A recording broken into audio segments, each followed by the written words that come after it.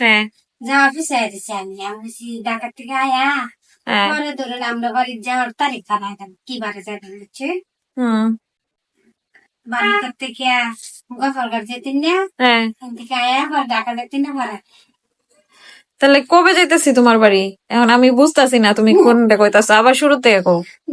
না আমি বলতেছি ধরেন আপনারা দুই জায়গার থেকে আই দুই ধরুন দূর দূর আগে না পাবেন না হ্যাঁ পরে আমাদের এনে যাবেন না পরে আনলেন নানুর বাড়ি পরে যাবে আচ্ছা, তাহলে তারিখ দাও, আমি ওই যে আমার ক্যালেন্ডারে বসাই ফেলাই, তাইলে তারিখ দাও একটা, ক্যালেন্ডারে একটা গুল্লি মারমু খালি।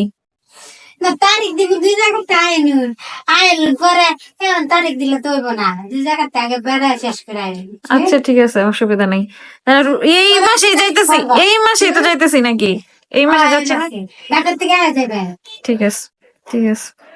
আমার এখন মনে করলা যে তুমি কইছো কেক আর পুডিং খাওয়াইবা, এখন আমি পুডিং কেক বাকি গেছি কেক হতে গেছে বরং কেক তো বাদ দিছে, আমি এখন ওই পুডিংটা খাওয়ানোর লেগে আমি অপেক্ষা করতেছি, ওইটা কবে খাই। আমার মন প্রাণ ভরে